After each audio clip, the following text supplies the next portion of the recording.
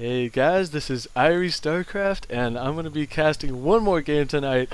And I couldn't just leave it after doing that 4v4 with that 4v4 game that I played in. I had to get another one of ProTech's games done because the level of play has been so outrageous by these guys. And this is going to be actually Cheese and ProTech again. So we did see that those 4 games that those two played against Sublime and Sorcery, and those were great games. So it's going to be ProTech, the purple Zerg. He will be on Zerg this game, and Cheese, who will be on Protoss as usual, the teal Protoss, against Mindset, the red Terran, who is a very high-ranked player. I know he's on at least a couple of very high-ranked 2v2 teams on the North American server, and his partner is going to be ROOTDrewbie, who I'm sure many of you have seen or know of, and he's a very high level player as well, and he is going to be on the blue Terran this game, and this is going to be on Tempest, and I'm very excited to be casting a game on this map because I don't think I have actually cast any games on this map yet, and this is a great map.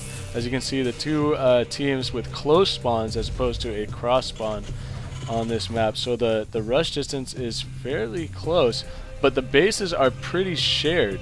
I mean, you have these 2 ramps that are practically connected leading to each of your bases, so we'll see if the signature early pressure from ProTech and Cheese will be enough in this game, because these bases are so close together that we'll see if ROOTDrewbie and Mindset are going to be able to reinforce each other well enough to defend this, because as you guys know, the way Cheese and ProTech played the last 4 games that we saw was basically a mass Zergling and mass Stalker rush by these 2 players. So we see Cheese's gateway is now finishing. Likely the cybernetic core is going to go up immediately here, and we do see that, so I expect a lot of Stalkers, and as usual ProTech is going to be sending out those 6 early Zerglings to see if he can beat the wall off here. It's going to be close because ROOTDrewbie now looks like going to get ready to throw down another building here to create some sort of wall in, because he knows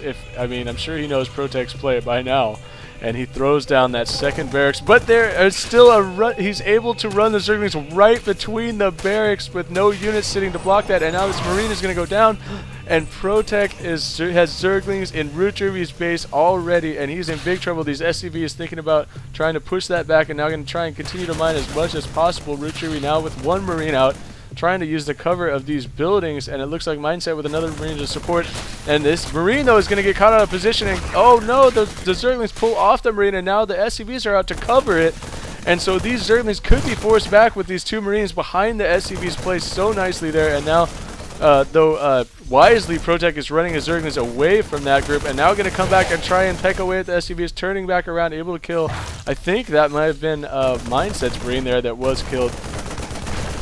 But now ROOTDrewbie is chasing these Zerglings around with his SCV. So even though these Zerglings, now the speed just finishing for ProTech, so he's going to be able to get away easily to that. And even though he's not doing any damage right now, he was able to delay the economy of ROOTDrewbie by a ton by forcing him. Look at all these SCVs ROOTDrewbie has to use to try and keep these Zerglings at bay. Now going to try and run in and kill as many Marines as they can, and only able to kill 1. But there are more Zerglings down here from ProTech. And if you guys noticed, I did increase the scroll speed just slightly so that I could keep up with speedlings as they're running around the map. And oh, ROOTDrewbie lifts off his barracks, and the Zerglings are going to run right underneath. Though there are only 3 Zerglings, so that probably won't be too bad, but the timing on that was ridiculous. And now ProTech's going to sit back here with these Zerglings and just annoy the shit out of ROOTDrewbie.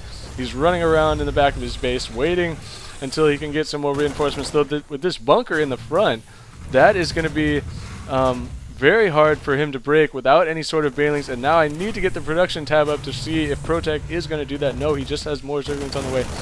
He does not have a banelings nest. I had to check that, because now ROOTDrewbie actually taking 2 Marines out of that bunker. Mindset throwing a missile turret down here in behind the bunker to make sure that these Zerglings cannot run through. And finally those Zerglings that were in the back of ROOTDrewbie's base do get taken down.